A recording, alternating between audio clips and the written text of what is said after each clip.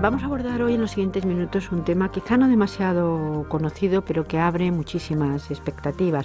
Vamos a hablar de corredores ecológicos y lo vamos a hacer con Daniel Franco Leis, profesor de Matemática Aplicada de nuestra universidad, de la UNED. Bienvenida. Hola, muchas gracias. Y también está con nosotros un invitado especial, Alfonso Ruiz Herrera. Él trabaja en el Instituto de Ciencias Matemáticas del CSIC. Bienvenido igualmente. Hola.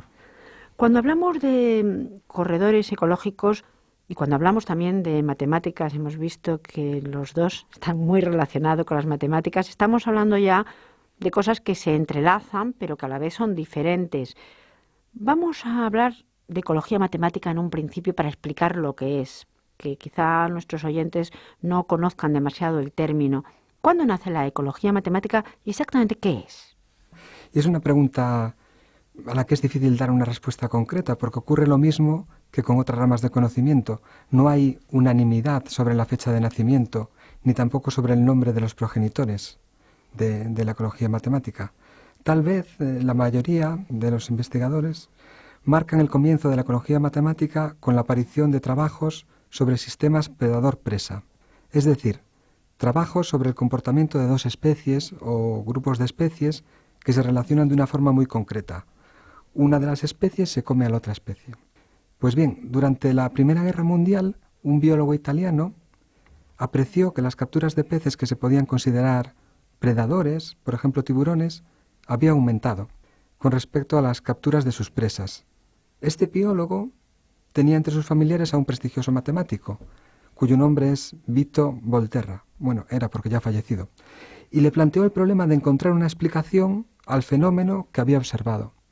Volterra utilizó una herramienta matemática, ecuaciones diferenciales, para hacer un análisis y fue capaz de explicar lo que había ocurrido. Esto tuvo una enorme repercusión en la comunidad tanto de biólogos como de matemáticos y para muchos este trabajo de Volterra marca el comienzo de la ecología matemática.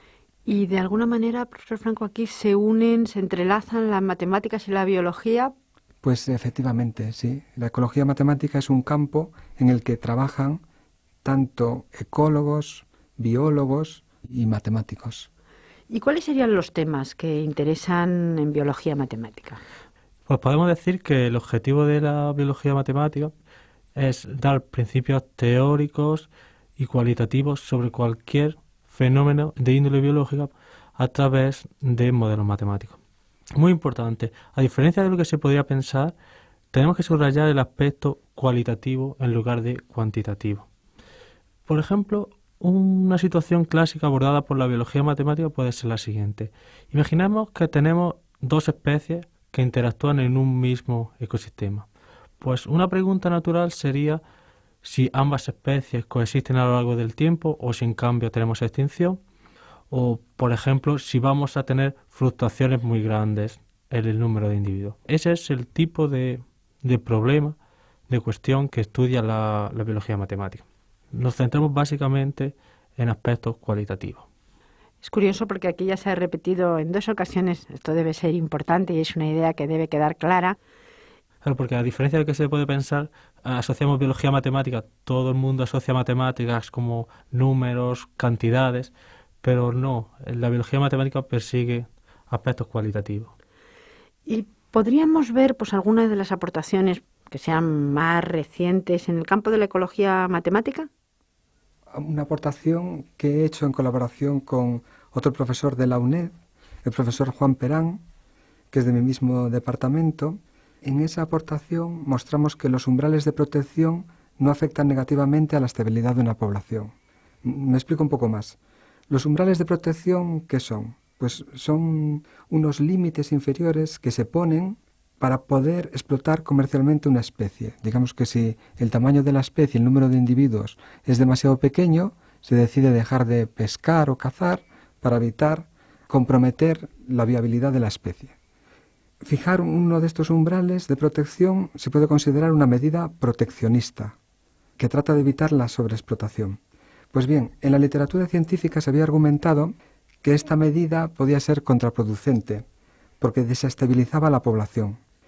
Digamos que el tamaño de la población variaría más de forma descontrolada al tratar de proteger la especie. Sin embargo, nosotros demostramos que no era así, que las conclusiones eran erróneas por haber utilizado un modelo incorrecto. Es decir, según entiendo, lo que en su investigación de alguna manera están demostrando es la primera hipótesis. Cuando la literatura científica argumenta que puede ser contraproducente, ustedes dicen que no es contraproducente. Efectivamente, que un umbral de protección no produce nada negativo en la estabilidad de la población. Y señor Ruiz Herrera, en su investigación, ¿podría describirla? Tiene una aplicación práctica en el mundo cotidiano. Por ejemplo, al igual que mi compañero, mi tema de investigación principal es la biología matemática y en concreto el estudio de estrategias óptimas de control. Por ejemplo, una pregunta central para mí es, en una piscifactoría, ¿cuál es la tasa de pesca que tenemos que tener para optimizar el beneficio a lo largo del tiempo? Es decir, la cantidad de peces hay que tener. Que tenemos que pescar y que tenemos que tener. Pues intentando dar respuesta a esta pregunta, junto con el profesor Eduardo Liz, de la Universidad de Vigo, estudiamos un fenómeno contraintuitivo conocido como efecto Hidra. Este fenómeno lo que nos dice es que un incremento en la tasa de pesca puede ser beneficioso para el crecimiento de la población. Voy a explicar esto con un ejemplo concreto. Imaginemos que estoy trabajando en una piscifactoría y cuento el número de peces cada 2 meses. Si pesco el 40% de los peces, la población después de 2 meses puede ser más grande que si pesco el 20%, ¿vale? Por eso este efecto paradójico, efecto Hidra, de que un incremento en la tasa de pesca me produce un beneficio en la población. Pues es curioso, porque aquí lo que se dice es que cuanto más se pesca, más se reproducen de alguna manera. Sí, pero bueno, tenemos que tener un control de la tasa de pesca, porque por ejemplo, si pesco el 100% de los peces, pues claro, ya me quedo sin peces y no ocurre para todos los valores, ¿vale? Solo tengo un rango de pesca donde se observa ese fenómeno. Hemos empezado diciendo que íbamos a hablar de corredores ecológicos o de pasillos ecológicos, pero todavía no hemos explicado qué son. ¿Qué es un corredor ecológico o un pasillo ecológico? Pues la idea de pasillo es bastante simple. Un pasillo es una región de hábitat que une 2 ecosistemas distintos, no contiguos, que usa una especie para moverse entre ellos. La introducción de un pasillo en un ecosistema es clave para la evolución de la especie, ya que, por ejemplo, un individuo puede evitar competidores, puede buscar nuevas fuentes de alimentación en el otro hábitat. Y lo más importante, desde un punto de vista de conservación de la especie, el movimiento entre pasillos, entre ecosistemas, puede provocar la ausencia de extinción de la especie. Entonces la descripción sería, o la idea sería, que los pasillos ecológicos serían 2 regiones aisladas que conectamos entre sí. Sí, para favorecer el movimiento de un individuo entre ellas. ¿Pero cómo funcionan? ¿Es fácil de comprender su funcionamiento? No es nada sencillo. Los pasillos ecológicos son muy complejos por varios motivos. El principal, pues el biológico. No sabemos en este momento cómo se deben diseñar para que funcionen.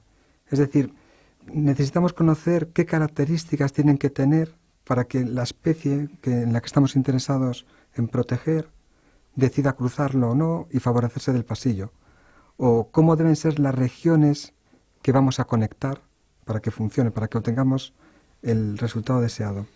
Pero además los pasillos también son complejos desde el punto de vista político o de salud pública.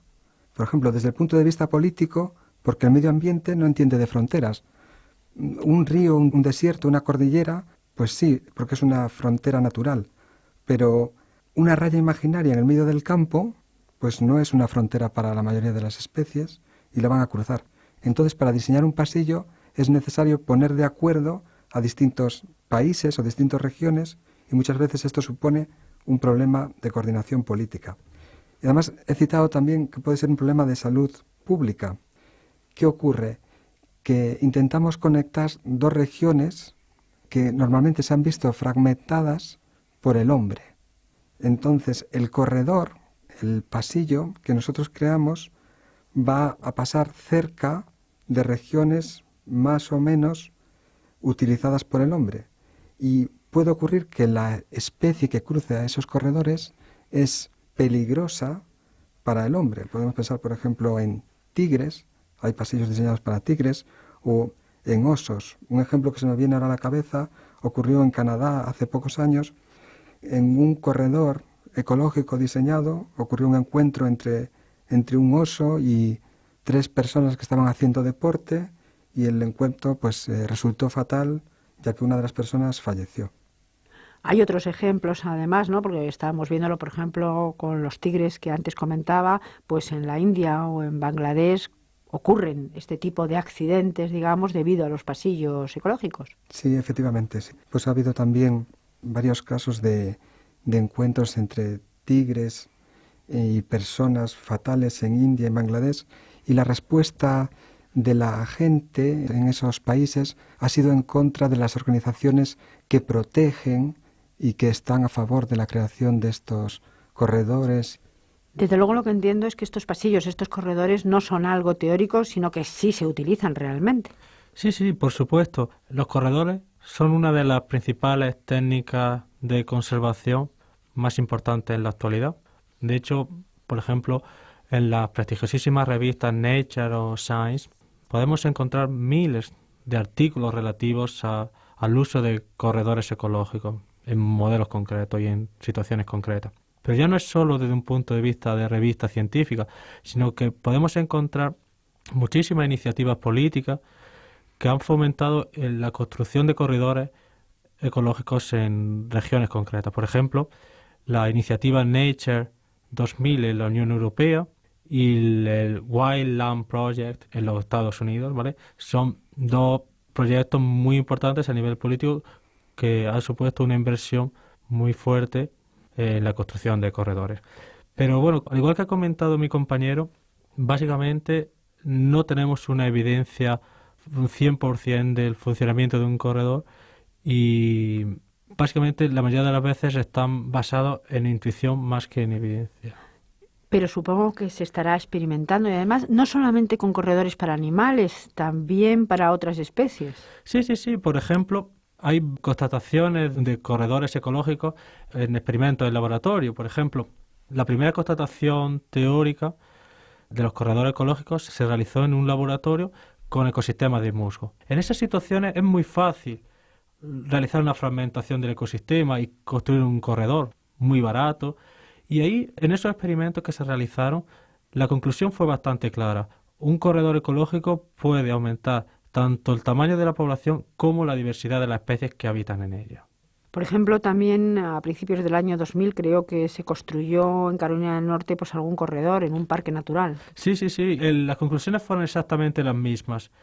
Tenemos un efecto positivo de los corredores tanto a nivel de incremento en el número de la población que viven en esos hábitats como biodiversidad de la especie, variedad de las especies. Iba a preguntar pues, al profesor Franco precisamente si había gente que estaba en contra de este tipo de pasillos o algunos que crean que no son muy útiles. Ya se ha contestado un poco antes que sobre todo cuando ha habido accidentes y tal, pues claro, lógicamente la opinión pública se pone en contra de este tipo de corredores. Por supuesto que no hay unanimidad sobre la utilidad de los pasillos. Es más, hay científicos que argumentan que utilizarlos puede resultar perjudicial.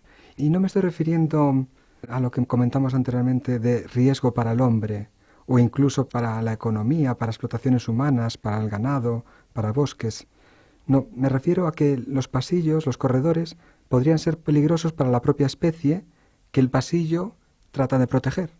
¿Por qué? Pues porque una buena red de dispersión, que es lo que se trata de crear con un pasillo, hace que las enfermedades se extiendan con mucha más rapidez. Evidentemente, si tenemos una enfermedad que es de riesgo, que la teníamos acotada en una cierta región y ahora tiene una vía de salida, pues es mucho más fácil que sea peligrosa para la especie. Pero también porque se pueden sincronizar las fluctuaciones de el tamaño de una población para ciertas especies, pues es algo que se considera de algún modo intrínseco en la especie, y que se sincronicen, que la especie tenga al mismo tiempo en varias regiones un nivel bajo, pues puede hacer que una perturbación del sistema haga que se extinga la población. En una palabra, que a veces es mejor tener separadas a las especies que unirlas, porque esto puede traer enfermedades y otros efectos negativos. Como le digo, esto es lo que argumentan los principales argumentos en contra de la creación de los pasillos ecológicos. Pero nuevamente volvemos a algo que ya hemos reiterado. El problema es que a día de hoy no se conoce, no se tiene suficiente información sobre las bondades o los aspectos negativos de los pasillos.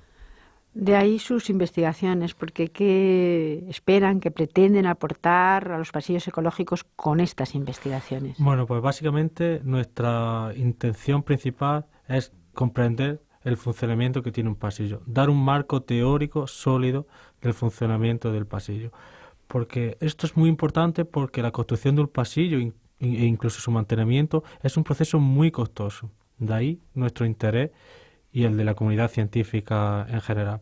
Queremos saber el comportamiento real de los pasillos en ejemplos concretos.